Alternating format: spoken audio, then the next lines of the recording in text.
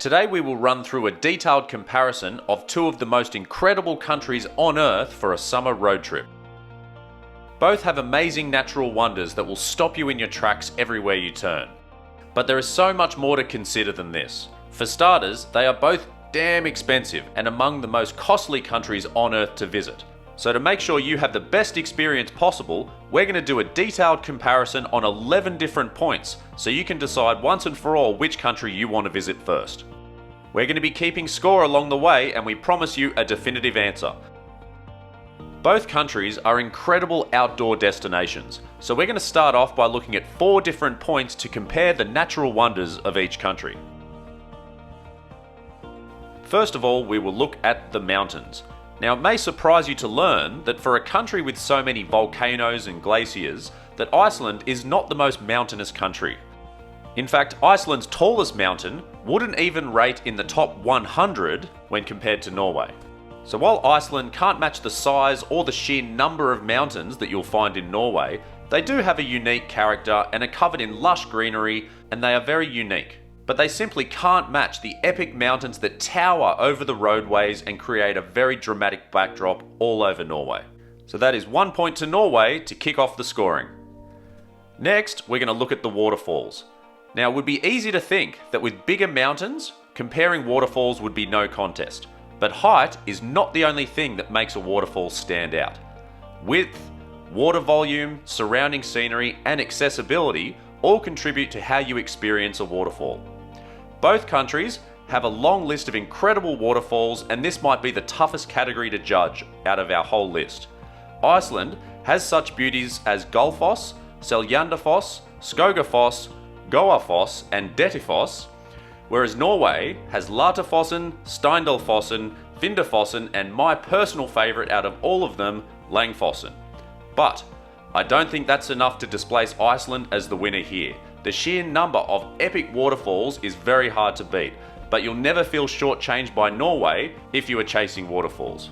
This is a very difficult point to award to Iceland because both countries have such incredible waterfalls. I'm a real sucker for a water view, and I'm at my happiest when having a glass of wine at the end of a big day exploring overlooking a nice waterway. So you can imagine how much I enjoyed staying here at what I consider to be the best value roadside motel anywhere in the world. It's in a small town of Olden in Norway in the West Norwegian fjords. It was an amazing little spot, and I'll leave a link in the description so you can check it out for yourself. When you combine the fjords and the towering mountains we discussed earlier, you have some of the most dramatic landscapes you'll ever see with this glowing blue water everywhere you look.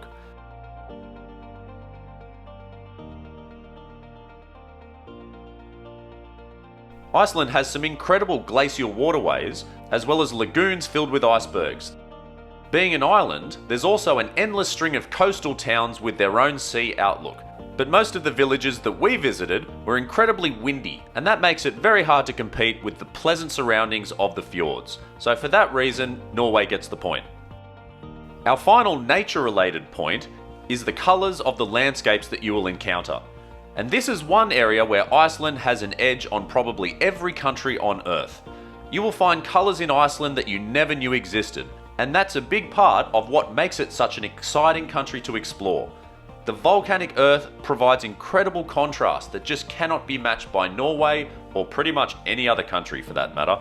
Norway has nice green valleys, huge grey mountains, and of course those glowing blue waterways. It's a beautiful combination, but it can't match the deep contrast of Iceland. So that levels the scores at 2 points each. Hopefully you're keeping your own score so you can mark according to what's most important to you. If you're liking the video so far, please hit that like button and subscribe to the channel. Now remember, this whole comparison is in the context of the best country for a summer road trip. So we're next going to look at how easy it is to get around each country. The quality of roads and supporting infrastructure is excellent in both countries. But Norway seems to have a greater reliance on ferries and barges to cross some of the waterways and link up the roads amongst the fjords. It's actually a much easier experience than it sounds like, and they do an amazing job to connect you where you need to go without it interrupting your trip too much. But it is an inconvenience and it does slow you down a little bit. Similar connections exist in Iceland, but it doesn't seem to be as critical for getting around and more of a choice. Norway also has a number of paid tollways, which may leave you with a hefty bill to pay at the conclusion of your trip. One of the great things about road tripping around Iceland is the ring road will take you pretty much anywhere you want to go. Most of your stopovers will be detours off the ring road, and then you end up straight back on it. This makes it very hard to get lost. We also didn't encounter a single tollway, so for these reasons, Iceland gets the point. So while we update the scoring, a little footnote that's relevant to driving around both of these countries is the legal blood alcohol limits. Norway has a very conservative 0.02 and Iceland 0.05.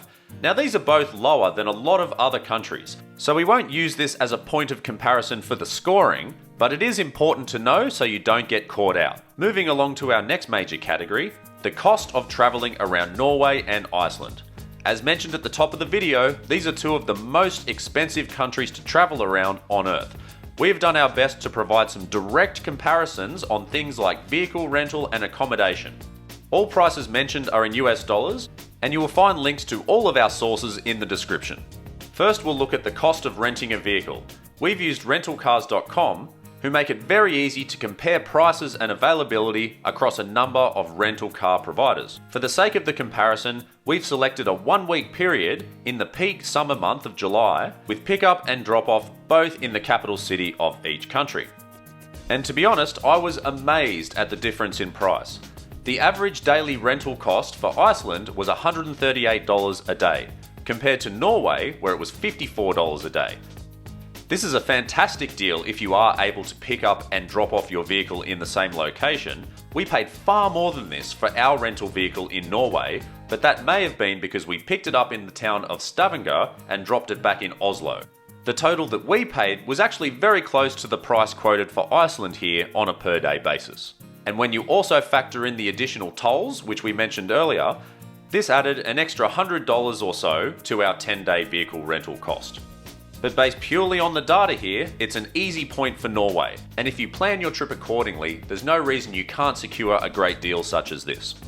If you prefer to travel by camper van, then it's a very similar story, with Iceland averaging $240 a day for the cheapest two-person camper van, and Norway $176 a day. Again, a fairly big difference there and an easy point for Norway. The big leveler in all of this is the cost of tollways. I mentioned earlier that we spent over $100 US on tollways driving around Norway.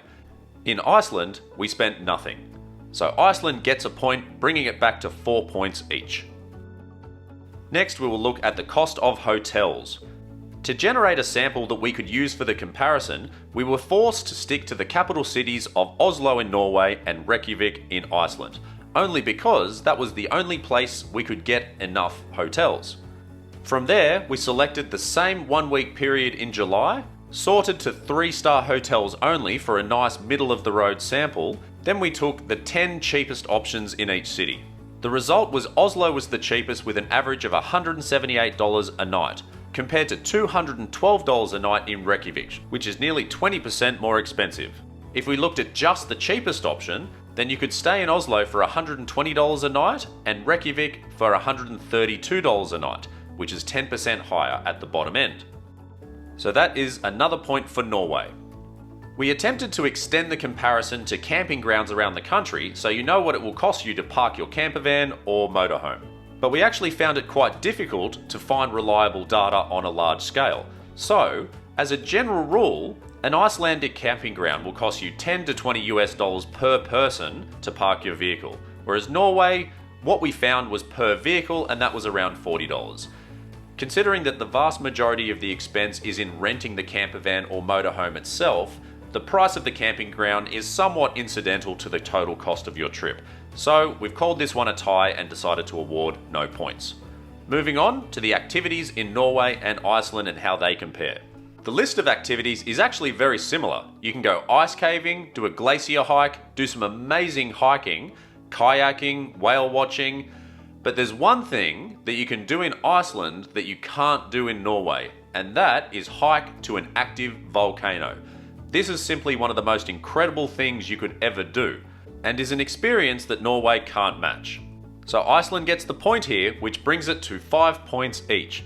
but I did promise you a definitive answer, so we're going to go to a tiebreaker and take a look at how the weather compares in each country. And while this might sound a bit dull compared to the other items on our list, having good weather can make or break your whole vacation. The unfortunate reality is that both countries are going to be gloomy. You're probably going to get some rain unless you are incredibly lucky. So the question is, how much rain and how warm is it going to get while you're enjoying your summer road trip? The other caveat to the averages that I'm going to share with you is that Norway is an incredibly long country from north to south, so you're going to have huge variations, and I think that actually works against Norway in terms of dragging down the averages. Having said that, Norway comes out ahead on just about every comparative measure in terms of the weather.